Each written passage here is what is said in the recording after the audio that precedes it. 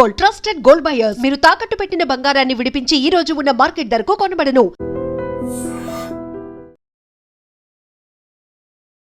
Hello యూస్, welcome to iDream media. విజయనగరం జిల్లాలో విషాదం చోటు చేసుకుంది. చలి మంటను కాసుకోవడానికి ఒక వృద్ధురాలు కుంపట్లో నిప్పులు రాజేసుకుంది. ఆ తరుణంలో ఆ నిప్పుల కుంపట్లో వస్తున్న ఆ నిప్పు రవ్వలు కాస్త ఆమె చీరకు అంటుకొని 10 పూరిళ్లు దగ్ధమవ్వగా ఆమె కూడా సజీవ దహనం అయిపోయింది. ఆమె పేరు పాపమ్మ. ఈ విషాదాంతం ఎక్కడో కాదు, విజయనగరం జిల్లా తెర్ల మండలం సీతారాంపురం గ్రామంలో జరిగింది. మంచి నిద్రలో ఉన్న సమయంలో 10 పూరిళ్ళు కూడా ఒక్కసారిగా మంటలకి ఆహుతైపోయి లోపల ఉన్న వ్యక్తులందరూ కూడా కట్టుబట్టలతో బయటికి వచ్చిన తర్వాత మంటలు ఆర్పడానికి హహకారాలు, ఆర్తనాదాలు, ఎంత మంటలు ఆర్పుదామని ప్రయత్నిస్తున్నప్పటికీ కూడా ఇంకా ఒకదానికొకటి మంటలు ఆర్పుకున్న సమయంలో వారి ఇంకా బాధ వర్ణాతీతం అని చెప్పుకోవచ్చు. ఎందుకంటే చలి తీవ్రత ఎక్కువగా ఉన్న కారణంగా వృద్ధులు, చిన్న పిల్లలు కూడా చలిని తట్టుకోవడం కష్టంగా మారింది. దానికి సంబంధించి ఎవరైతే వృద్ధురాలు పాపమ్మ అనే మహిళ ఉందో ఆమె చలిమంటని కాసుకోవడానికి కుంపట్లో నిప్పులు రాజేసుకుంది. సో ఆ నిప్పులు రాజుకున్న సమయంలో ఆ వచ్చిన తుప్పర్లు ఆమె చీరకు అంటుకొని అప్పటికే ఆమె మంటల్లో దగ్ధం అయిపోతుంది. సో ఆ దగ్ధం అయిపోతున్న ఆమెని ఎవరైతే రక్షించడానికి వెళ్తున్నారో వాళ్ళు కూడా అసలు వెళ్ళడానికి ఆస్కారం లేని పరిస్థితిలో ఆమె ఆర్తనాదాలతో అక్కడికక్కడే సజీవ దహనం అయిపోవడంతో గ్రామంలో అంతా కూడా విషాద ఛాయలు అనుకున్నాయి. సో ఏదైనా చలి తీవ్రత ఎక్కువగా ఉంది కాబట్టి మనం ఒంటిని వేడిగా చేసుకోవడం కోసం, కాస్త వేడిని ఆస్వాదించడం కోసం రకరకాల ప్రయత్నాలు చేస్తుంటాం. హీటర్స్ అని, అదే విధంగా అగ్ని ద్వారా వేడిని తీసుకోవడం కోసం, నిప్పుల ద్వారా. ఇలాంటి క్రమంలో చిన్న చిన్న పొరపాట్లే ఒక పెద్ద ప్రమాదంగా మారి ప్రాణాల మీదకు వస్తున్నాయని చెప్పుకోవచ్చు.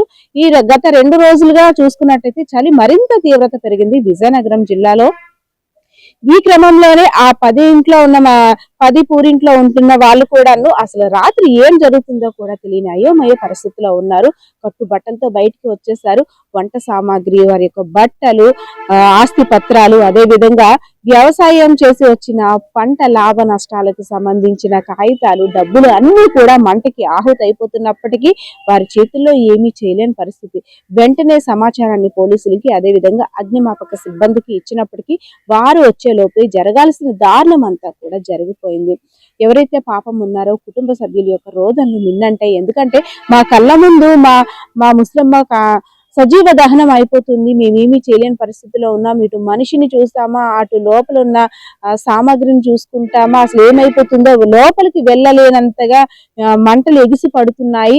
అసలు మా చేతిలో అంతా కూడా చేయి జారిపోతుంది, కళ్ళ ముందే ఆశలన్నీ కూడా ఆవిరైపోతున్నాయి. అయ్యో దేవుడా మాకెందుకు ఇలా చేసావంటూ కూడా ఆ కుటుంబ సభ్యులు అయితే మాత్రం రోధిస్తున్నారు. అదే విధంగా ఎలర్ట్ ఒక ఇంటికి అంటుకుంది, ఇంకొక ఇంటికి ఎలర్ట్ అయ్యేలోపు ఒకదానికొకటి అలా 10 ఇళ్ళు కూడా అంటుకుపోయాయి.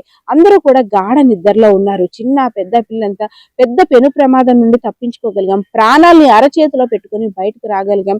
ఆస్తి ఇవాళ కాకపోతే రేపు సంపాదించుకుంటామో, ప్రాణాలు పోతే దానివల్ల జరిగిన క్షతగాత్రులు, ఏదైతే అగ్ని వల్ల జరిగిన క్షతగాత్రులు అందరూ కూడా చిన్న చిన్న దెబ్బలతోనే బయటపడగలిగాము, చిన్న చిన్న కాలిన గాయాలతోటే.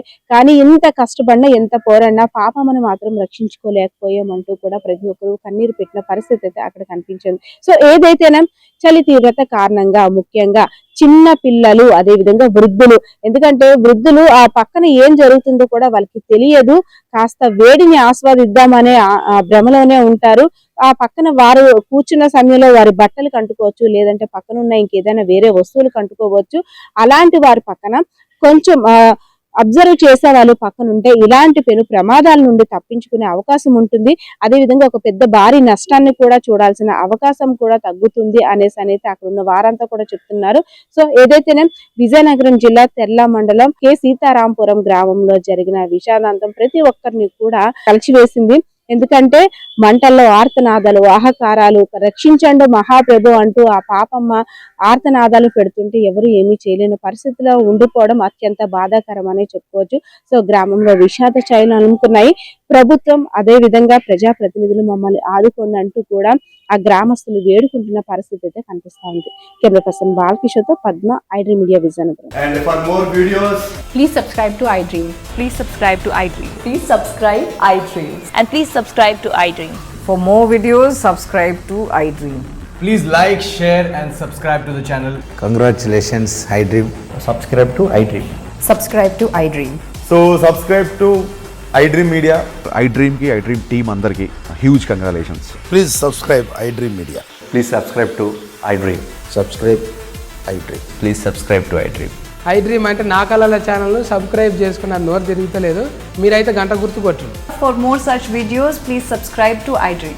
Subscribe to iDream. Please subscribe to iDream. Please subscribe iDream Media. Please do subscribe to iDream. Please subscribe to iDream Media. For best entertainment and information, please subscribe iDream. And don't forget to subscribe to iDream.